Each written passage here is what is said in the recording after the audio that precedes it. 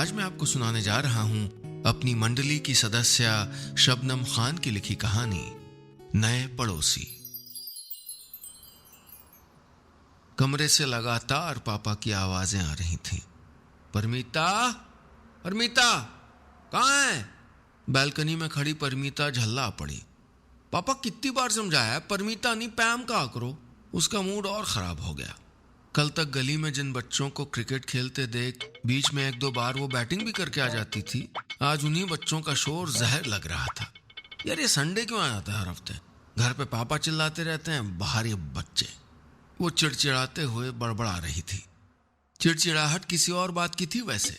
कल रात उसकी आखिरी सिंगल फ्रेंड सलोनी की भी शादी हो गई थी, वो भी उसके बॉयफ्रेंड से। फ्रस्ट्रेशन में वो सर उठा के बोली, बाबा जी मैंने आपका क्या बिगाड़ा है? मैं ही सिंगल रह गई। हाँ नहीं तो। बाबा जी ने उसकी सुनी या नहीं पता नहीं, लेकिन कबूतर ने उसकी सुन ली। टप करके उसके कंधे पर बीट आ गई। जब किस्मत ही बुरी हो तो कबूतर को क्या कसूर देना। बचपन से लव मैरिज की तमन्ना दिल में पाले हुए जवान हुई थी परमीता, पर दिक्कत यह थी कि लव मैरिज के लिए लव बहुत जरूरी होता है और उसे अभी तक लव नहीं हुआ था। अरे नहीं, ऐसी नीरस नहीं थी वो, लेकिन कोई लायक भी तो हो जिसके साथ उसकी महान प्रेम गाथा लिखी जा सके। बालकनी पर खड़ी परमीता डिप्रेशन के अथाह समंदर में डुबकियां लगा रही थी कि तभी गली में एक टेम्पू ट्रक आके रुका। एक बांका नौजवान जो ट्रक के साथ साथ बाइक पे आया था, सामान ट्रक से निकालने लगा। उसके लुक को एक्सरे करने के लिए परमीता बालकनी पे लगी रेलिंग पर झुकी झुकी जा रही थी। क्या पर्सनैलिटी थी! शाम तक उसकी बाई ने डिटेल रिपोर्ट पेश कर दी उसको। उसके नीले रंग के मकान के ठीक सामने जो पीले रंग का खाली मकान था, वो लड़का अपनी माँ के साथ वहीं शिफ्ट हुआ था। कबीर भटनागर नाम था उसका।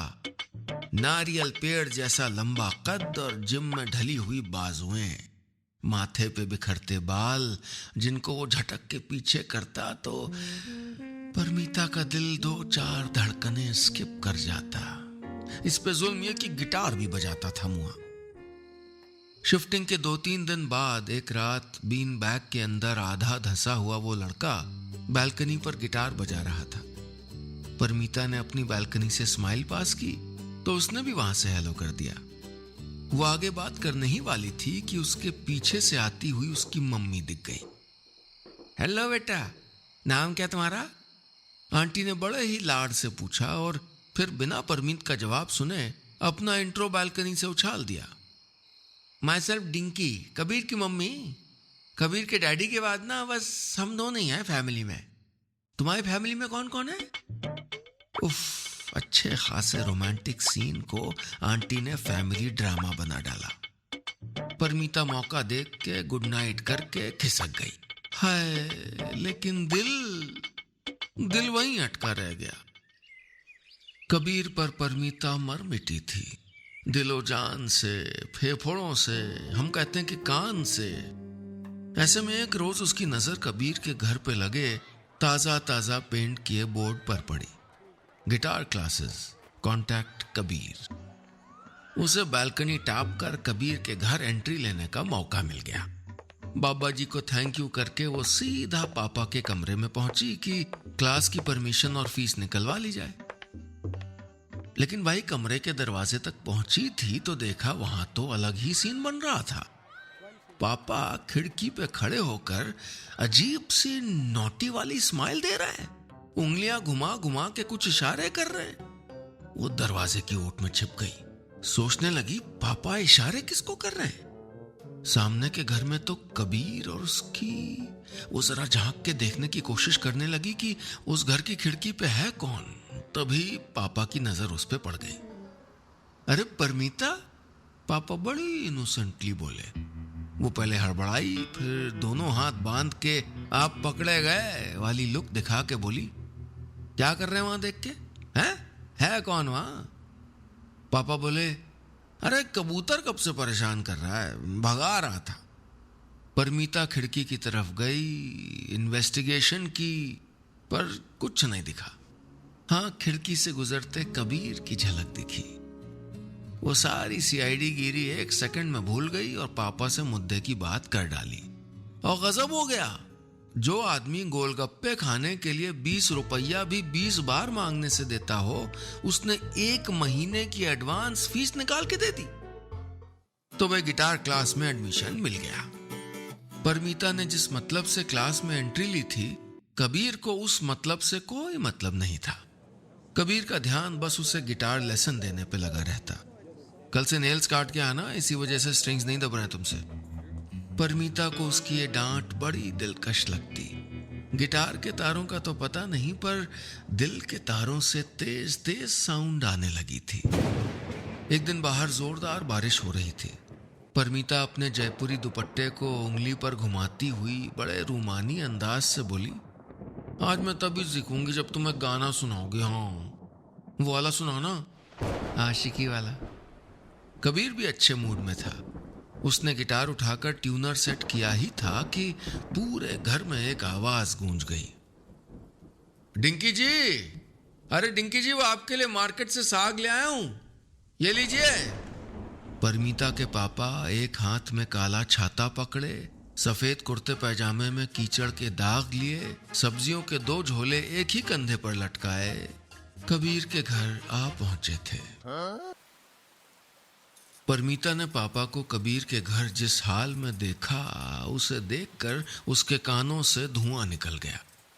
पापा डिंकी आंटी का नाम जिस तरीके से पुकार रहे थे, उसे देखकर परमीता के दिमाग के अंदर फिट खतरे का रेड अलार्म बज उठा। घर लौटकर उसने सीआईडी गिरी सीजन 2 शुरू कर दिया। आप कबीर के घर क्या कर रहे थे? पापा का जवाब शातिर था, अरे मैं तो सब्जी लेने सीधा मंडी जा रहा था, थैला देख के वो डिंकी जी ने साग मंगवा लिया। अब बताओ भाई, तुम्हारे गिटार टीचर की मम्मी को कैसे मना कर देता है? 2 दिन पहले मैनिक्योर करवाए हुए नाखून को कुतरते हुए परमीता सोचने लगी, मम्मी की डेथ के बाद पापा ने किसी लेडीज की तरफ पलट के नहीं देखा और ये डिंकी आंटी के लिए झोला भर के सब्जी ले आए। कहीं उस दिन खिड़की से इशारा डिंकी आंटी कोई तो नहीं? इस हृदय विदारक घटना को 2 दिन ही बीते थे कि परमीता ने देखा पापा बैल्कनी में पानी तो पौधों को डाल रहे हैं, लेकिन नजरें सामने की बैल्कनी में चावल बीनती डिंपल आंटी पर थी। परमीता के मन में शक गहराने लगा। यह पापा और डिंकी आंटी के बीच कुछ तो चल रहा है। आंटी भी क्लास के बीच आके अक्सर उससे पूछती हैं, पापा ऑफिस से आ गए क्या? कहीं जिस कबीर को वो अपना सैया बनाना चाह रही है, वो उसका भैया? अरे दादा दादा दादा, उसने अपना सर पकड़ लिया। परमीता को अपने सिंगल होने से ज्यादा इस वक्त उसके पापा का सिंगल होना खल रहा था। हवाएं विपरीत दिशाओं में बह रही थीं। परमीता का ध्यान कबीर से ज्यादा डिंकी आंटी पे रहने लगा। आंटी कहीं खिड़की पे जाके उसके घर की पापा के रूम वाली खिड़की की तरफ तो नहीं देख रही? आंटी कहीं बालकनी में खड़े होकर बाल तो नहीं सुलझा रही? ऊपर से कमबख्त कबीर के साथ न तो वो प्यार के बेसिक सीख पाई थी, न गिटार के बेसिक पल्ले पड़ रहे थे। परमीता, तुम अभी तक सी माइनर तक नहीं सीख पा रही हो, यू टू स्लो, कबीर ने कहा। वो मन में जोर से चीखी, इनको सी माइनर की पड़ी है और यहां अपना लव का मेजर पार्ट मिस हो रहा है। हाँ, नहीं तो। ये सब मामला चल ही रहा था कि परमीता की लाइफ में भड़क रही शक की चिंगारी ने एक बड़ा विस्फोट कर डाला।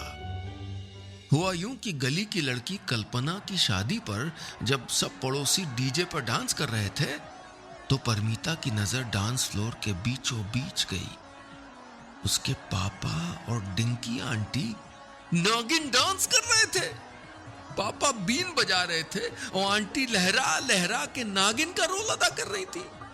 परमीता का दिल हुआ कि वो डांस फ्लोर उसी वक्त फट जाए और वो सीता मैया की तरह उसमें समा जाए।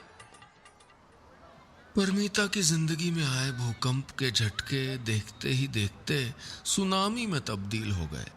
कहां तो इस वक्त उसे कबीर और अपनी लव स्टोरी पे काम करना था, और कहां वो अपने ही पापा की लव स्टोरी में वैम्प बनती चली जा रही थी।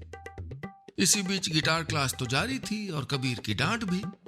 परमीता, 6 हफ्ते हो गए तुमको सीखते सीखते और तुमको अभी तक स्ट्रमिंग भी नहीं आई है। तभी डिंकी आंटी मिल्क शेक के 2 ग्लास लिए चली आई। कबीर, गलत बात है, इतनी प्यारी लड़की को कोई ऐसे डांटता है क्या?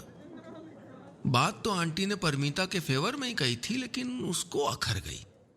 ओफो, ज्यादा लाड नहीं आ रहा इनको मुझ पर। एक उठी हुई आईब्रो के साथ फुल एक्सप्रेशन से परमीता ने सोचा, मां बनने की कोशिश कर रही है शायद, पर डिंकी आंटी, मैं ये होने नहीं दूंगी।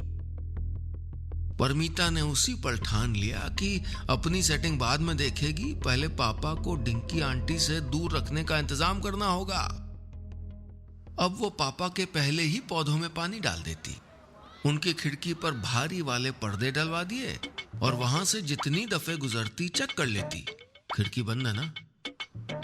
एक रोज जब पापा थैला उठाए सब्जी लेने मंडी जा रहे थे और जाने से पहले बड़ी शिद्दत से दरवाजे पे खड़े होकर डिंकी आंटी की बालकनी की तरफ देख रहे थे, तो परमीता ने तुरंत पापा से सब्जी का थैला छीन लिया। पापा, आज तो हम बाहर खाना खाएंगे। पापा ने उसके गाल खींचे।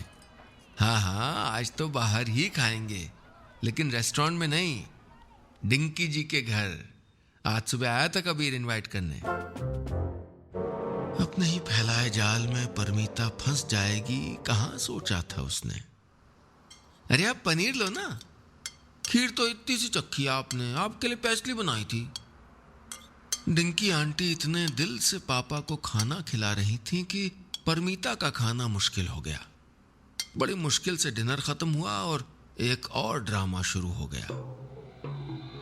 आंटी एक पुरानी सी धूल चढ़ी एल्बम लेके आई और परमीता और कबीर से बोली, बच्चों, तुम्हारे लिए एक सरप्राइज है, देखना कैसे खुशी से उछल पड़ोगे तुम लोग। परमीता की आंखें बड़ी हो गईं। अब ये क्या सरप्राइज देने वाली हैं? उन्होंने एल्बम से तस्वीरें दिखानी शुरू की और एक तस्वीर पे उंगली रख के बोली, और ये तस्वीर मेरी और तुम्हारे पापा की कॉलेज टाइम की, एकदम बेस्ट फ्रेंड थे हम, क्यों जी? डिंकी आंटी ने परमीता के पापा को कोहनी मारते हुए शरारत से कहा तो वो शर्मा के टमाटर जैसे लाल हो गए। खुशी से उछलने का तो पता नहीं, लेकिन इस ब्रेकिंग न्यूज को सुनकर परमीता सोफे से गिरती गिरती बची। रात के 10 बजे ही परमीता के चेहरे पर 12 बजने लगे थे। आंखों के आगे पापा और डिंकी आंटी की बरसों पुरानी कंधे से कंधा सटाए खड़े होकर खिंचवाई तस्वीर घूम रही थी। अरे देखा था उसने फिल्मों में, ये कॉलेज के रिश्ते भुलाए नहीं भूलते हैं, वो भी लड़का लड़की वाली दोस्ती। इस ख्याल के साथ साथ दिल को झंझोड़ देने वाला वो भयानक ख्याल भी साथ में आ रहा था कि अगर पापा और डिंकी आंटी एक हो गए तो बेटा उसे और कबीर को वैलेंटाइन डे की जगह रक्षाबंधन साथ मनाना पड़ जाएगा। सोचकर ही उसका दम घुटा जा रहा था। 3-4 दिन तो उसको इस सदमे से उबरने में ही लग गए। इस दौरान उसने पापा पे नजर रखने की ड्यूटी में जरा ढील भी दे दी और यही मौका पापा ने लपक लिया। एक रात डिंकी बालकनी की तरफ ताजी हवा खाने गई तो वहां उसको दबी दबी आवाजें सुनाई दी। ये तो पापा थे। हाँ जी, वो श्राद्ध खत्म होने के तुरंत बात कर लेते हैं, आप टेंशन मत लो जी, यकीन रखो मुझ पे बस। पापा बालकनी में रखे बांस के सोफे के पीछे छिप के बात कर रहे थे। अरे बच्चों की क्या टेंशन, उनको मिल जाएगी छुट्टी, हमें अपनी तैयारी पूरी रखनी चाहिए ना। पापा और भी कई सारी बातें किए जा रहे थे, लेकिन परमीता को इसके आगे सुनाई देना बंद हो गया। वो अपने कमरे में वापस आके लेट गई। जिस ख्वाब में वो अक्सर गेंदे के फूलों से सजे मंडप में खुद को और कबीर को फेरे लेते देखती थी, आज उसी ख्वाब में उसी मंडप में फेरे तो हो रहे थे, लेकिन उसके पापा के और कबीर की मम्मी के। इतने दिनों से वो सिर्फ शक कर रही थी, लेकिन अब तो उसने अपने कानों से सब कुछ सुन लिया था। अब लड़ाई आर या पार की लड़नी थी। परमीता ने भी सर पे कफन बांध लिया। वो पापा को नहीं रोक सकती थी तो क्या, कबीर जरूर अपनी मम्मी को रोक लेगा। उसने सोचा कि आज की क्लास में कबीर को सब बता देगी, पर इससे पहले कि कबीर से वो कुछ कहती, कबीर भी उससे कुछ खास कहने की प्लानिंग बना के बैठा था। तुम तो जानती हो मेरे ज्यादा फ्रेंड्स नहीं हैं जिनसे शेयर कर पाऊं। कबीर बोला तो अपनेपन में परमीता उसके थोड़ा पास खिसक आई। बताओ ना कबीर, मैं तुम्हारी अपनी हूं, बहुत लाड़ से बोली हो, और इंतजार करने लगी कि अब कबीर उसको फाइनली प्रपोज कर ही देगा। कबीर बोला, पापा की मौत के बाद मम्मी काफी अकेली हो गई हैं। मैं चाहता हूं कि उनका कोई ख्याल रखने वाला हो, कोई टाइम स्पेंड करने वाला हो। You know what I mean. Kabir बोले जा रहा था और परमीता की बोलती बंद हो गई थी। अब पापा और डिंकी आंटी के रिश्ते का एक और हिमायती उसके सामने आ खड़ा हो गया था। कबीर की बातें पूरी सुने बिना ही परमीता वहां से भागकर अपने घर आ गई। घर पहुंचकर अपनी बालकनी पे लगी चिक गिराती हुई परमीता बड़बड़ा रही थी, बस भाड़ में जाए सब, जिसे जिससे शादी करनी कर ले, लेकिन मैं कबीर को भाई तो बिल्कुल नहीं बनाऊंगी, किसी हाल में नहीं भाई, कभी नहीं भाई, कभी नहीं। परमीता ने गिटार की क्लास बंद कर दी। जिस लड़के को देखकर कभी बड़े रोमांटिक ख्याल आते थे, अब उसी लड़के को देखती तो एक अजीब सी बेचैनी हो जाती थी। कुछ दिन तो गुजर गए, फिर एक दिन डिंकी आंटी खुद ही आ गई उसके घर। बड़े हक से उन्होंने परमीता के पापा से शिकायत की, अरे उसे समझाओ ना, तुम ना कोई काम ठीक से मत करना। परमीता दरवाजे की ओर से सब सुन रही थी। पता है कबीर तो मान भी गया है। आंटी पापा के इतने नजदीक बैठकर ये सब बातें बता रही थी कि परमीता का खून खौल रहा था। पीछे पीछे कबीर भी वहां आ गया। अंकल बुलाइए ना परमीता को, मैं उससे बात करता हूं। आंटी फिर बोली, परमीता को हम समझाएंगे तो मान जाएगी इस रिश्ते के लिए। बस बहुत हो गया। परमीता ने दरवाजे की ओर से छुपे हुए ही सोचा, अब उसे सीधे सीधे अपना फैसला सुनाना ही पड़ेगा। उसने मुट्ठियां भींच ली, गहरी सांस ली, आंखें बंद की, 3 बार मन ही मन ये बोलकर प्रैक्टिस की, पापा मैं कबीर को अपना भाई नहीं बनाऊंगी, नहीं बनाऊंगी, नहीं बनाऊंगी। आंखें खोली तो एक लाइन से पापा, कबीर और डिंकी आंटी उसके चेहरे के ठीक आगे खड़े थे। उसने एक और गहरी सांस ली और बोली, पापा मैं कबीर को अपना। आंटी बात को बीच में ही काट कर डबल एक्साइटमेंट में बोली, बनाएगी ना अपना हस्बैंड। परमीता के चेहरे के सारे एक्सप्रेशन एक साथ उड़ गए। हस्बैंड? उसे लगा टेंशन में उसके कान धोखा दे रहे हैं। आंटी उसका हाथ पकड़कर सोफे तक ले आई और बिठाते हुए बोली, तुम्हारे पापा और मैंने कॉलेज में मजाक में वादा किया था कि अपने बच्चों की आपस में शादी करवाएंगे और बुढ़ापे में समधी समधन बनेंगे। अब अचानक से पड़ोसी बन गए तो पुराना वादा भी याद आ गया। पापा भी बगल में आके बैठ गए। हाँ, बड़े दिन से इसी की प्लानिंग चल रही थी। कमरे के एक कोने में खड़ा कबीर बोला, यही तो बता रहा था मैं तुमको। आई थिंक बताने का तरीका थोड़ा बोर हो गया था, इसलिए तुम उठ के भाग आई थी, नहीं? परमीता ने सबकी बातें सुनी, फिर कमरे में लगी बाबा जी की तस्वीर को देखा। सिर्फ उन्हें ही पता था उसका सीक्रेट। उसने धीरे से हाथ जोड़ दिए। खुशी इस बात की नहीं थी कि कबीर उसका हस्बैंड बनेगा, बल्कि इस बात की कि कबीर उसका भाई नहीं बनेगा। दोस्तों, कहानी खत्म, पैसा हजम। उम्मीद है ये कहानी आपको पसंद आई होगी।